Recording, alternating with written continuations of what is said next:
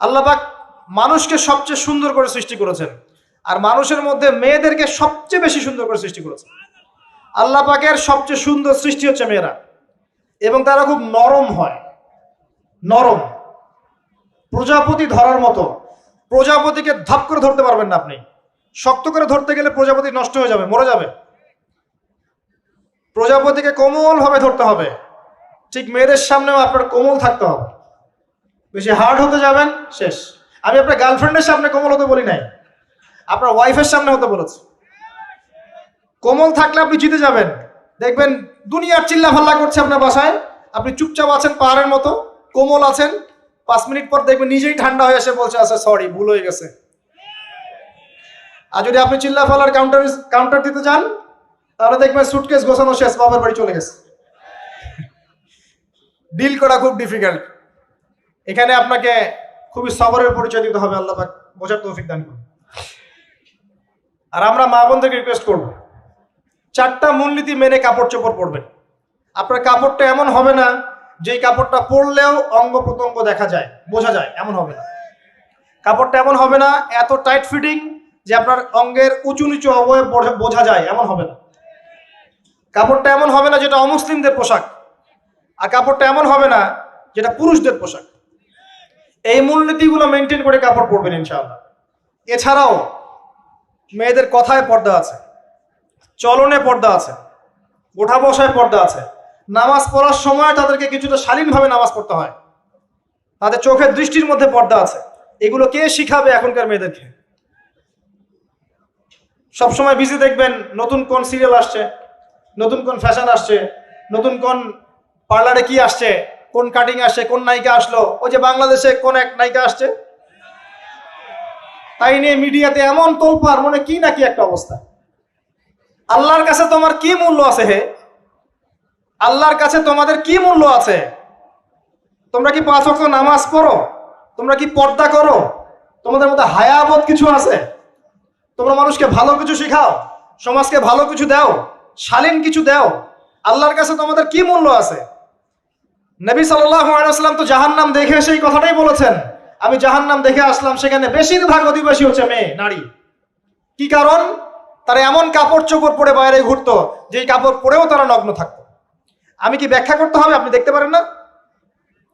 এবং তারা স্বামীর সাথে কুফরি করত। সারা জীবন স্বামী যদি তাদের ভরণ পোষণ দেয়, ভালোবাসে, মহব্বত করে, তাদের জন্য জীবনটা ক্ষয় করে ফেলে, এক পর্যায়ে গিয়ে বলবে সারাটা জীবন তোমার কাছে কিছুই পাইলাম না। বাস্তব। এগুলোর কারণে মেয়েরা বেশি বেশি জাহান্নামে যাবে, এবং তারা মানুষ মারা গেলে মাতম করে, বুক পিঠ চাপড়ায়, এই কারণে যাবে, এবং তর্ক লাগলে অভিশাপ দেয় বেশি, এই কারণে যাবে। আল্লাহ পাক আমাদের মা বোনদেরকে হেফাজত করুন।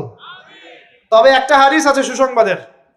নবী সাল্লাল্লাহু আলাইহি ওয়াসাল্লাম বলেছেন, একজন নারী যদি 4টা কাজ করতে পারেন, জান্নাতের যে কোনো দরজা দিয়ে ইচ্ছা প্রবেশ করতে পারবেন। 1 নাম্বার 5 ওয়াক্ত নামাজ, 2 নাম্বার রমজান মাসে সওম, 3 নাম্বার আপনার লজ্জাস্থানের হেফাজত অর্থাৎ খাস পর্দা, এবং 4 নাম্বার আপনার স্বামীর আনুগত্য। ফ্যামিনিস্ট আকীদার মেয়ে হলে আনুগত্যকে দাসত্ব মনে করে, স্বামীর আনুগত্যকে তারা দাসত্ব মনে করে। স্বামী কে? স্বামীর সম্মান বোঝেন আপনি? স্বামী কে? যার ব্যাপারে নবী সাল্লাল্লাহু আলাইহি ওয়াসাল্লাম বলেছেন, আমি যদি আল্লাহ ছাড়া অন্য কাউকে সেজদা করতে বলতাম, তাহলে মেয়েদেরকে বলতাম তারা যেন স্বামীদেরকে সেজদা করে। আপনাকে আমি কিভাবে বুঝাবো স্বামী কে, স্বামীর মর্যাদা কোথায়? এগুলো কি ইসলাম মেয়েদেরকে ডমিনেট করছে এগুলো দিয়ে? কেন? এই স্বামী আপনার জন্য সারাটা জীবন ক্ষয় করে ফেলে। একটা চোর পর্যন্ত, একটা চোর, একটা করাপ্টেড মানুষ, দুর্নীতিগ্রস্ত মানুষ, সে চুরি করে, দুর্নীতি করে এনে বাচ্চাকে খাওয়ায়। একটা ধর্ষক পর্যন্ত ওর মেয়েকে আদর করে। পুরুষ মানুষ কি জিনিস কেমন করে বুঝবেন? সারাটা জীবন ক্ষয় করে ফেলায়। যদি আপনি তার আনুগত্য করেন, তার সামনে সুন্দর মতো থাকেন, তার কথার সাথে তর্ক না করেন, ভালোবাসা দিয়ে থাকেন, আপনার জন্য সে জীবন দিতে প্রস্তুত থাকবে। এরকম পুরুষ মানুষ। আপনাদেরকে কেউ চোখ তুলে তাকালে চোখ তুলে ফেলাবে, এরকম পুরুষ মানুষ। আর এখন তো পরিস্থিতি ডিফারেন্ট। বাসায় পুরুষ বাইরের ছেলের সাথে ফোনে প্রেম হয়ে গেছে, পালায় চলে গেছে, বিয়ে করে ফেলছে।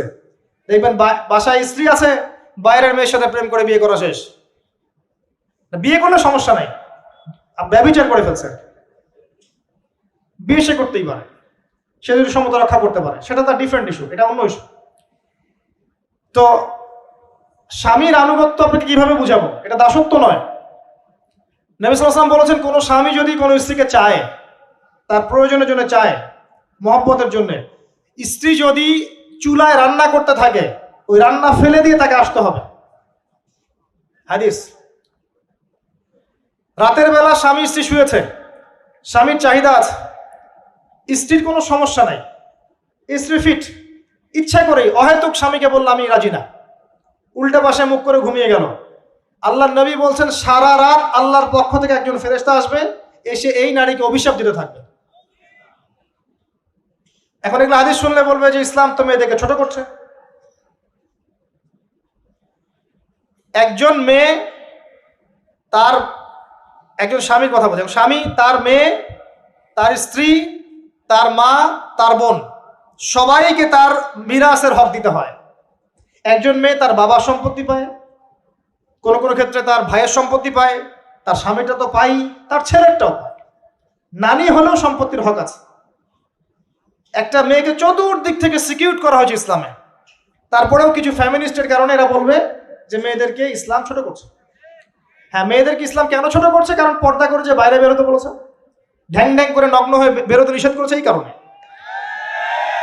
যদি বলে যে হ্যাঁ ইসলাম আপনাদেরকে ফ্রি মিক্সিং এর স্বাধীনতা দিচ্ছে, আপনারা সবাই ফ্রি মিক্সিং করেন, গেঞ্জি পরেন, টি শার্ট পরেন, স্যান্ডো গেঞ্জি পরে বাইরে ঘুরে বেড়ান, টাইট ফিটিং প্যান্ট পরে বাইরে ঘুরে বেড়ান, সব জায়গায় আপনারা ফ্রি মিক্সিং করেন, পর্ন দেখেন, জেনা করেন, মদ খান, ইসলাম খুব ভালো। তখন তোমাদের জন্য তো ইসলাম নয়, তোমরা জাহান্নামে যাও, আল্লাহর কি আসে যায়? ইসলাম তোমাদের জন্য নয়, তোমরা জাহান্নামে গিয়ে মরো, ইসলামের কিচ্ছু যায় আসে না। আল্লাহর ওয়াস্তে পারিবারিক আদর্শের দিকে ফোকাস করেন প্রিয় ভাই।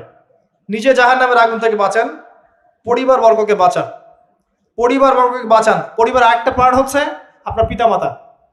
পিতামাতার সাথে খারাপ আচরণ করতে যায় না আল্লাহর ওয়াস্তে।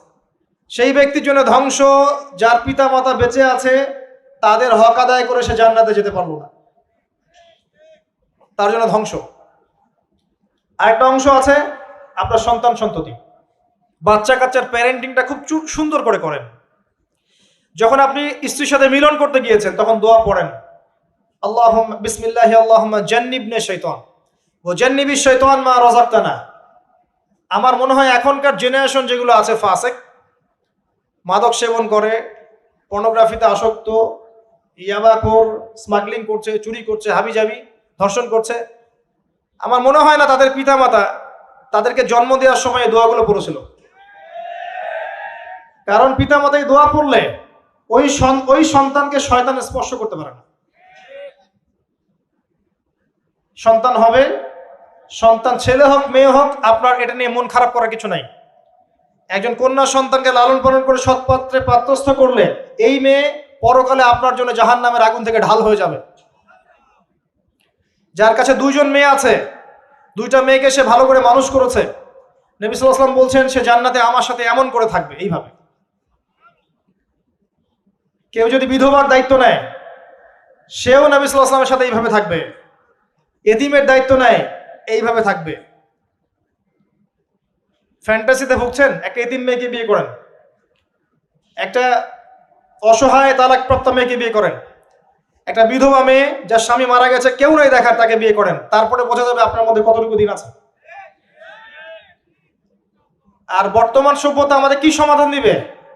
সবাই যদি দিনদার একটা করে ক্যাটরিনা খোঁজে, এই এতিম, এই বিধবা, এই যাদের দেখার কেউ নাই, এই মেয়েগুলা কি রাষ্ট্রের সম্পত্তি হয়ে থাকবে? এদের দায়িত্ব কে নিবে? পুরুষরা যদি দায়িত্ব না নেয়, কে দায়িত্ব নিবে? এখন কেউ যদি ওদের দায়িত্ব নিতে যায়, তখন তাকে আবার খারাপভাবে উপস্থাপন করা হয়, এই ব্যক্তির মনে হয় চরিত্র খারাপ।